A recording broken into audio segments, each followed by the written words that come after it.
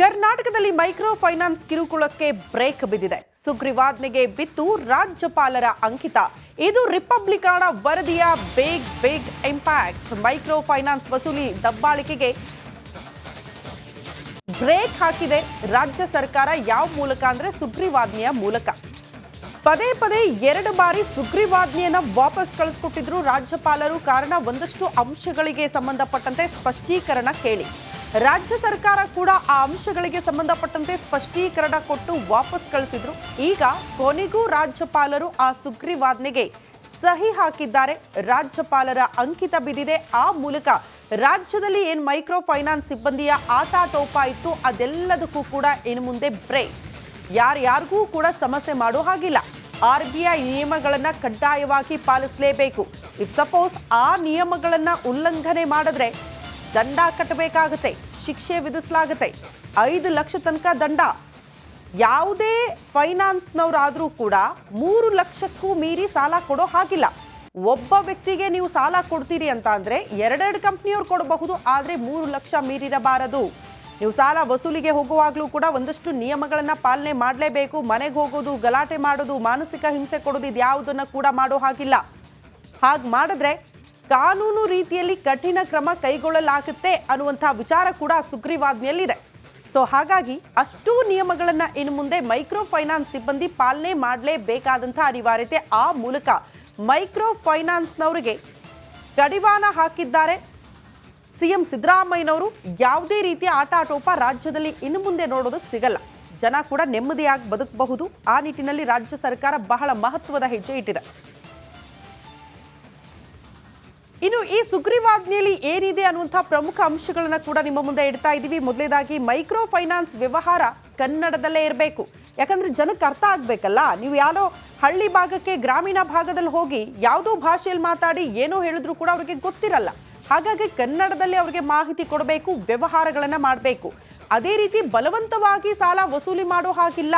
ಸಾಲ ವಸೂಲಿ ಮಾಡ್ತೀರಿ ಅಂತ ಆದ್ರೆ ಬ್ಯಾಂಕ್ನವ್ರು ಏನ್ ಮಾಡ್ತಾರೆ, ಈಗ ಸಾಲ ಕಟ್ಟಿಲ್ಲಪ್ಪ, EMI ಕಟ್ಟಿಲ್ಲ ಅಂತ ಅಂದ್ರೆ ಒಂದು ನೋಟಿಸ್ ಬರುತ್ತೆ.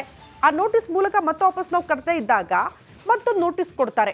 ಆ ರೀತಿ ನಿಯಮಗಳನ್ನ ನೀವು ಪಾಲನೆ ಮಾಡಬೇಕು. ಏಕಾಏಕಿ ಮನೆಗೆ ನುಗ್ಗಿ ದಾಂಧಲೆ ಮಾಡೋದು, ಮಾನಸಿಕ ಹಿಂಸೆ ಮಾಡೋ ಹಾಗಿಲ್ಲ. RBI ನೀತಿಗೆ ಅನುಗುಣವಾಗಿಯೇ ಸಾಲ ವಸೂಲಿಯನ್ನ ಮಾಡಬೇಕು, ಸಾಲವನ್ನ ಕೂಡ ನೀಡಬೇಕು. ನಿಯಮ ಉಲ್ಲಂಘನೆ ಮಾಡಿದ್ರೆ ಪೊಲೀಸರಿಗೆ ದೂರು ನೀಡಬಹುದು, ಅದಕ್ಕೆ ಅವಕಾಶ ಇರುತ್ತೆ. ಆಗ್ಲೇ ಹೇಳಿದ್ವಲ್ಲ, ರಾಜ್ಯ ಸರ್ಕಾರ ಸಿಎಂ ಸಿದ್ದರಾಮಯ್ಯನವರೇ ಅದನ್ನು ಬಹಳ ಸ್ಪಷ್ಟವಾಗಿ ಹೇಳಿದ್ದಾರೆ. ಸುಮೋಟೋ ಕೇಸ್ ದಾಖಲಿಸಿಕೊಳ್ಳೋದಕ್ಕೂ ಕೂಡ ಇಲ್ಲಿ ಅವಕಾಶ ಇರುತ್ತೆ ಅಂತ. ನಿಯಮ ಉಲ್ಲಂಘನೆ ಮಾಡಿದ್ರೆ 5 ಲಕ್ಷ ದಂಡ, 10 ವರ್ಷ ಜೈಲು ಶಿಕ್ಷೆ. ಇದು ಪ್ರಮುಖ. ಸಾಲ ನೀಡುವಿಕೆಗೆ ಗಿರವಿ ಅಥವಾ ಭದ್ರತೆ ಕೇಳೋ ಹಾಗಿಲ್ಲ. ಬಡ್ಡಿ ದರಗಳನ್ನ ಕಚೇರಿಗಳಲ್ಲಿ ಕಾಣಿಸುವಂತೆ ಅದನ್ನ ಪ್ರಕಟ ಮಾಡಬೇಕು, ಎಷ್ಟು ಬಡ್ಡಿ ಕಟ್ಟಬೇಕಾಗುತ್ತೆ ಅಂತ. ಸಾಲ ಪಡೆದ ಕುಟುಂಬದ ಸದಸ್ಯರಿಗೆ ಯಾವುದೇ ರೀತಿಯಲ್ಲಿ ಕಿರುಕುಳ ಕೊಡೋ ಹಾಗಿಲ್ಲ. ಸಾಲ ವಸೂಲಿಗೆ ಖಾಸಗಿ ವ್ಯಕ್ತಿಗಳನ್ನ ನೇಮಕ ಮಾಡೋ ಹಾಗಿಲ್ಲ. ಯಾರೋ ಒಬ್ಬರನ್ನ ಕರ್ಕೊಂಡು ಬರ್ತಾರೆ ಬಡ್ಡಿ ವಸೂಲಿ ಮಾಡೋಕೆ ಅಂತ, ಅವ್ರಿಗೇನು ಗೊತ್ತಿರಲ್ಲ. ಅವರು ಹೋಗಿ ಜನಕ್ಕೆ ಸಮಸ್ಯೆ ಮಾಡ್ತಾ ಇದ್ರು, ಕಿರುಕುಳ ಕೊಡ್ತಾ ಇದ್ರು. ಹಾಗಾಗಿ ಆ ರೀತಿ ನೇಮಕ ಮಾಡಲ್ಲ. ನಿಮ್ಮ ಫೈನಾನ್ಸ್ ಸಿಬ್ಬಂದಿಯನ್ನೇ ಕಳಿಸಿ ನಿಯಮದ ಪ್ರಕಾರ ಸಾಲವನ್ನ ಕೇಳಬೇಕಾಗುತ್ತೆ. ಈ ಅಂಶಗಳನ್ನ ಮೈಕ್ರೋ ಫೈನಾನ್ಸ್ನವರು ಚಾಚು ತಪ್ಪದೆ ಪಾಲನೆ ಮಾಡಲೇಬೇಕಾದ ಅನಿವಾರ್ಯತೆ.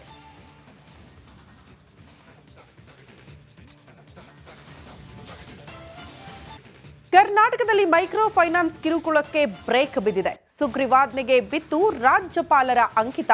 ಇದು ರಿಪಬ್ಲಿಕಾನ ವರದಿಯ ಬಿಗ್ ಇಂಪ್ಯಾಕ್ಟ್. ಮೈಕ್ರೋ ಫೈನಾನ್ಸ್ ವಸೂಲಿ ದಬ್ಬಾಳಿಕೆಗೆ ಬ್ರೇಕ್ ಹಾಕಿದೆ ರಾಜ್ಯ ಸರ್ಕಾರ. ಯಾವ ಮೂಲಕ ಅಂದ್ರೆ ಸುಗ್ರೀವಾಜ್ಞೆಯ ಮೂಲಕ. ಪದೇ ಎರಡು ಬಾರಿ ಸುಗ್ರೀವಾಜ್ಞೆಯನ್ನ ವಾಪಸ್ ಕಳಿಸ್ಕೊಟ್ಟಿದ್ರು ರಾಜ್ಯಪಾಲರು. ಕಾರಣ ಒಂದಷ್ಟು ಅಂಶಗಳಿಗೆ ಸಂಬಂಧಪಟ್ಟಂತೆ ಸ್ಪಷ್ಟೀಕರಣ ಕೇಳಿ. ರಾಜ್ಯ ಸರ್ಕಾರ ಕೂಡ ಆ ಅಂಶಗಳಿಗೆ ಸಂಬಂಧಪಟ್ಟಂತೆ ಸ್ಪಷ್ಟೀಕರಣ ಕೊಟ್ಟು ವಾಪಸ್ ಕಳಿಸಿದ್ರು. ಈಗ ಕೊನೆಗೂ ರಾಜ್ಯಪಾಲರು ಆ ಸುಗ್ರೀವಾಜ್ಞೆಗೆ ಸಹಿ ಹಾಕಿದ್ದಾರೆ. ರಾಜ್ಯಪಾಲರ ಅಂಕಿತ ಬಿದ್ದಿದೆ. ಆ ಮೂಲಕ ರಾಜ್ಯದಲ್ಲಿ ಏನ್ ಮೈಕ್ರೋ ಫೈನಾನ್ಸ್ ಸಿಬ್ಬಂದಿಯ ಆಟಾಟೋಪ ಇತ್ತು ಅದೆಲ್ಲದಕ್ಕೂ ಕೂಡ ಇನ್ನು ಮುಂದೆ ಬ್ರೇಕ್. ಯಾರ್ಯಾರಿಗೂ ಕೂಡ ಸಮಸ್ಯೆ ಮಾಡೋ ಹಾಗಿಲ್ಲ. RBI ನಿಯಮಗಳನ್ನ ಕಡ್ಡಾಯವಾಗಿ ಪಾಲಿಸಲೇಬೇಕು. ಇಫ್ ಸಪೋಸ್ ಆ ನಿಯಮಗಳನ್ನ ಉಲ್ಲಂಘನೆ ಮಾಡಿದ್ರೆ ದಂಡ ಕಟ್ಟಬೇಕಾಗುತ್ತೆ, ಶಿಕ್ಷೆ ವಿಧಿಸಲಾಗುತ್ತೆ. 5 ಲಕ್ಷ ತನಕ ದಂಡ. ಯಾವುದೇ ಫೈನಾನ್ಸ್ನವರಾದರೂ ಕೂಡ 3 ಲಕ್ಷಕ್ಕೂ ಮೀರಿ ಸಾಲ ಕೊಡೋ ಹಾಗಿಲ್ಲ. ಒಬ್ಬ ವ್ಯಕ್ತಿಗೆ ನೀವು ಸಾಲ ಕೊಡ್ತೀರಿ ಅಂತ ಅಂದ್ರೆ 2 ಕಂಪ್ನಿಯವ್ರು ಕೊಡಬಹುದು, ಆದ್ರೆ 3 ಲಕ್ಷ ಮೀರಿರಬಾರದು. ನೀವು ಸಾಲ ವಸೂಲಿಗೆ ಹೋಗುವಾಗಲೂ ಕೂಡ ಒಂದಷ್ಟು ನಿಯಮಗಳನ್ನ ಪಾಲನೆ ಮಾಡಲೇಬೇಕು. ಮನೆಗೆ ಹೋಗೋದು, ಗಲಾಟೆ ಮಾಡೋದು, ಮಾನಸಿಕ ಹಿಂಸೆ ಕೊಡೋದು, ಇದ್ಯಾವುದನ್ನ ಕೂಡ ಮಾಡೋ ಹಾಗಿಲ್ಲ. ಹಾಗೆ ಮಾಡಿದ್ರೆ ಕಾನೂನು ರೀತಿಯಲ್ಲಿ ಕಠಿಣ ಕ್ರಮ ಕೈಗೊಳ್ಳಲಾಗುತ್ತೆ ಅನ್ನುವಂಥ ವಿಚಾರ ಕೂಡ ಸುಗ್ರೀವಾಜ್ಞೆಯಲ್ಲಿದೆ.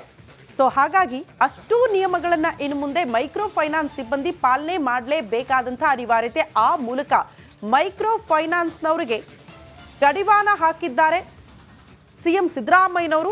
ಯಾವುದೇ ರೀತಿಯ ಆಟಾಟೋಪ ರಾಜ್ಯದಲ್ಲಿ ಇನ್ನು ಮುಂದೆ ನೋಡೋದಕ್ಕೆ ಸಿಗಲ್ಲ.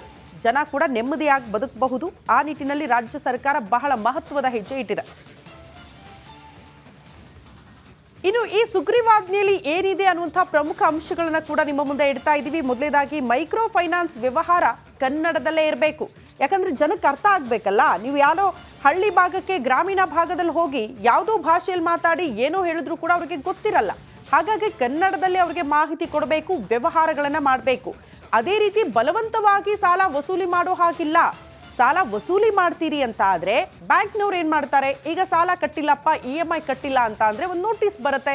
ಆ ನೋಟಿಸ್ ಮೂಲಕ ಮತ್ತೆ ವಾಪಸ್ ನಾವು ಕಟ್ತಾ ಇದ್ದಾಗ ಮತ್ತೊಂದು ನೋಟಿಸ್ ಕೊಡ್ತಾರೆ. ಆ ರೀತಿ ನಿಯಮಗಳನ್ನ ನೀವು ಪಾಲನೆ ಮಾಡಬೇಕು. ಏಕಾಏಕಿ ಮನೆಗೆ ನುಗ್ಗಿ ದಾಂಧಲೆ ಮಾಡೋದು, ಮಾನಸಿಕ ಹಿಂಸೆ ಮಾಡೋ ಹಾಗಿಲ್ಲ. RBI ನೀತಿಗೆ ಅನುಗುಣವಾಗಿಯೇ ಸಾಲ ವಸೂಲಿಯನ್ನ ಮಾಡಬೇಕು, ಸಾಲವನ್ನ ಕೂಡ ನೀಡಬೇಕು. ನಿಯಮ ಉಲ್ಲಂಘನೆ ಮಾಡಿದ್ರೆ ಪೊಲೀಸರಿಗೆ ದೂರು ನೀಡಬಹುದು, ಅದಕ್ಕೆ ಅವಕಾಶ ಇರುತ್ತೆ. ಆಗ್ಲೇ ಹೇಳಿದ್ವಲ್ಲ, ರಾಜ್ಯ ಸರ್ಕಾರ ಸಿಎಂ ಸಿದ್ದರಾಮಯ್ಯನವರೇ ಅದನ್ನು ಬಹಳ ಸ್ಪಷ್ಟವಾಗಿ ಹೇಳಿದ್ದಾರೆ. ಸುಮೋಟೋ ಕೇಸ್ ದಾಖಲಿಸಿಕೊಳ್ಳೋದಕ್ಕೂ ಕೂಡ ಇಲ್ಲಿ ಅವಕಾಶ ಇರುತ್ತೆ ಅಂತ. ನಿಯಮ ಉಲ್ಲಂಘನೆ ಮಾಡಿದ್ರೆ 5 ಲಕ್ಷ ದಂಡ, 10 ವರ್ಷ ಜೈಲು ಶಿಕ್ಷೆ. ಇದು ಪ್ರಮುಖ. ಸಾಲ ನೀಡುವಿಕೆಗೆ ಗಿರವಿ ಅಥವಾ ಭದ್ರತೆ ಕೇಳೋ ಹಾಗಿಲ್ಲ. ಬಡ್ಡಿ ದರಗಳನ್ನ ಕಚೇರಿಗಳಲ್ಲಿ ಕಾಣಿಸುವಂತೆ ಅದನ್ನ ಪ್ರಕಟ ಮಾಡಬೇಕು, ಎಷ್ಟು ಬಡ್ಡಿ ಕಟ್ಟಬೇಕಾಗುತ್ತೆ ಅಂತ. ಸಾಲ ಪಡೆದ ಕುಟುಂಬದ ಸದಸ್ಯರಿಗೆ ಯಾವುದೇ ರೀತಿಯಲ್ಲಿ ಕಿರುಕುಳ ಕೊಡೋ ಹಾಗಿಲ್ಲ. ಸಾಲ ವಸೂಲಿಗೆ ಖಾಸಗಿ ವ್ಯಕ್ತಿಗಳನ್ನ ನೇಮಕ ಮಾಡೋ ಹಾಗಿಲ್ಲ. ಯಾರೋ ಒಬ್ಬರನ್ನ ಕರ್ಕೊಂಡು ಬರ್ತಾರೆ ಬಡ್ಡಿ ವಸೂಲಿ ಮಾಡೋಕೆ ಅಂತ, ಅವ್ರಿಗೇನು ಗೊತ್ತಿರಲ್ಲ. ಅವರು ಹೋಗಿ ಜನಕ್ಕೆ ಸಮಸ್ಯೆ ಮಾಡ್ತಾ ಇದ್ರು, ಕಿರುಕುಳ ಕೊಡ್ತಾ ಇದ್ರು. ಹಾಗಾಗಿ ಆ ರೀತಿ ನೇಮಕ ಮಾಡಲ್ಲ. ನಿಮ್ಮ ಫೈನಾನ್ಸ್ ಸಿಬ್ಬಂದಿಯನ್ನೇ ಕಳಿಸಿ ನಿಯಮದ ಪ್ರಕಾರ ಸಾಲವನ್ನ ಕೇಳಬೇಕಾಗುತ್ತೆ. ಈ ಅಂಶಗಳನ್ನ ಮೈಕ್ರೋ ಫೈನಾನ್ಸ್ನವರು ಚಾಚು ತಪ್ಪದೆ ಪಾಲನೆ ಮಾಡಲೇಬೇಕಾದ ಅನಿವಾರ್ಯತೆ.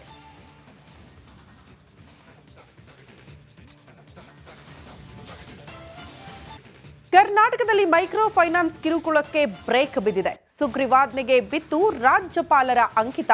ಇದು ರಿಪಬ್ಲಿಕಾನ ವರದಿಯ ಬಿಗ್ ಇಂಪ್ಯಾಕ್ಟ್. ಮೈಕ್ರೋ ಫೈನಾನ್ಸ್ ವಸೂಲಿ ದಬ್ಬಾಳಿಕೆಗೆ ಬ್ರೇಕ್ ಹಾಕಿದೆ ರಾಜ್ಯ ಸರ್ಕಾರ. ಯಾವ ಮೂಲಕ ಅಂದ್ರೆ ಸುಗ್ರೀವಾಜ್ಞೆಯ ಮೂಲಕ. ಪದೇ ಪದೇ 2 ಬಾರಿ ಸುಗ್ರೀವಾಜ್ಞೆಯನ್ನ ವಾಪಸ್ ಕಳಿಸ್ಕೊಟ್ಟಿದ್ರು ರಾಜ್ಯಪಾಲರು. ಕಾರಣ ಒಂದಷ್ಟು ಅಂಶಗಳಿಗೆ ಸಂಬಂಧಪಟ್ಟಂತೆ ಸ್ಪಷ್ಟೀಕರಣ ಕೇಳಿ. ರಾಜ್ಯ ಸರ್ಕಾರ ಕೂಡ ಆ ಅಂಶಗಳಿಗೆ ಸಂಬಂಧಪಟ್ಟಂತೆ ಸ್ಪಷ್ಟೀಕರಣ ಕೊಟ್ಟು ವಾಪಸ್ ಕಳಿಸಿದ್ರು. ಈಗ ಕೊನೆಗೂ ರಾಜ್ಯಪಾಲರು ಆ ಸುಗ್ರೀವಾಜ್ಞೆಗೆ ಸಹಿ ಹಾಕಿದ್ದಾರೆ. ರಾಜ್ಯಪಾಲರ ಅಂಕಿತ ಬಿದ್ದಿದೆ. ಆ ಮೂಲಕ ರಾಜ್ಯದಲ್ಲಿ ಏನ್ ಮೈಕ್ರೋ ಫೈನಾನ್ಸ್ ಸಿಬ್ಬಂದಿಯ ಆಟಾಟೋಪ ಇತ್ತು ಅದೆಲ್ಲದಕ್ಕೂ ಕೂಡ ಇನ್ನು ಮುಂದೆ ಬ್ರೇಕ್. ಯಾರ್ಯಾರಿಗೂ ಕೂಡ ಸಮಸ್ಯೆ ಮಾಡೋ ಹಾಗಿಲ್ಲ. RBI ನಿಯಮಗಳನ್ನ ಕಡ್ಡಾಯವಾಗಿ ಪಾಲಿಸಲೇಬೇಕು. ಇಫ್ ಸಪೋಸ್ ಆ ನಿಯಮಗಳನ್ನ ಉಲ್ಲಂಘನೆ ಮಾಡಿದ್ರೆ ದಂಡ ಕಟ್ಟಬೇಕಾಗುತ್ತೆ, ಶಿಕ್ಷೆ ವಿಧಿಸಲಾಗುತ್ತೆ. 5 ಲಕ್ಷ ತನಕ ದಂಡ. ಯಾವುದೇ ಫೈನಾನ್ಸ್ನವರಾದರೂ ಕೂಡ 3 ಲಕ್ಷಕ್ಕೂ ಮೀರಿ ಸಾಲ ಕೊಡೋ ಹಾಗಿಲ್ಲ. ಒಬ್ಬ ವ್ಯಕ್ತಿಗೆ ನೀವು ಸಾಲ ಕೊಡ್ತೀರಿ ಅಂತ ಅಂದ್ರೆ 2 ಕಂಪ್ನಿಯವ್ರು ಕೊಡಬಹುದು, ಆದರೆ 3 ಲಕ್ಷ ಮೀರಿರಬಾರದು. ನೀವು ಸಾಲ ವಸೂಲಿಗೆ ಹೋಗುವಾಗಲೂ ಕೂಡ ಒಂದಷ್ಟು ನಿಯಮಗಳನ್ನ ಪಾಲನೆ ಮಾಡಲೇಬೇಕು. ಮನೆಗೆ ಹೋಗೋದು, ಗಲಾಟೆ ಮಾಡೋದು, ಮಾನಸಿಕ ಹಿಂಸೆ ಕೊಡೋದು, ಇದ್ಯಾವುದನ್ನ ಕೂಡ ಮಾಡೋ ಹಾಗಿಲ್ಲ. ಹಾಗೆ ಮಾಡಿದ್ರೆ ಕಾನೂನು ರೀತಿಯಲ್ಲಿ ಕಠಿಣ ಕ್ರಮ ಕೈಗೊಳ್ಳಲಾಗುತ್ತೆ ಅನ್ನುವಂಥ ವಿಚಾರ ಕೂಡ ಸುಗ್ರೀವಾಜ್ಞೆಯಲ್ಲಿದೆ.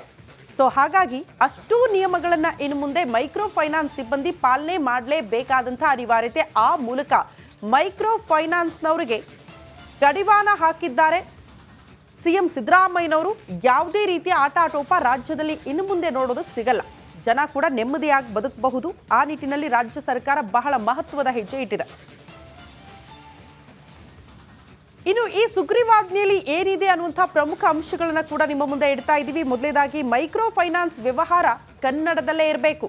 ಯಾಕಂದ್ರೆ ಜನಕ್ಕೆ ಅರ್ಥ ಆಗ್ಬೇಕಲ್ಲ. ನೀವು ಯಾರೋ ಹಳ್ಳಿ ಭಾಗಕ್ಕೆ, ಗ್ರಾಮೀಣ ಭಾಗದಲ್ಲಿ ಹೋಗಿ ಯಾವುದೋ ಭಾಷೆಯಲ್ಲಿ ಮಾತಾಡಿ ಏನೋ ಹೇಳಿದ್ರು ಕೂಡ ಅವ್ರಿಗೆ ಗೊತ್ತಿರಲ್ಲ.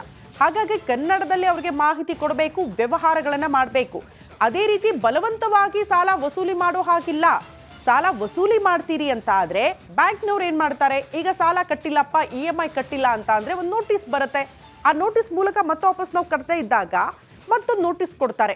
ಆ ರೀತಿ ನಿಯಮಗಳನ್ನ ನೀವು ಪಾಲನೆ ಮಾಡಬೇಕು. ಏಕಾಏಕಿ ಮನೆಗೆ ನುಗ್ಗಿ ದಾಂಧಲೆ ಮಾಡುವುದು, ಮಾನಸಿಕ ಹಿಂಸೆ ಮಾಡೋ ಹಾಗಿಲ್ಲ.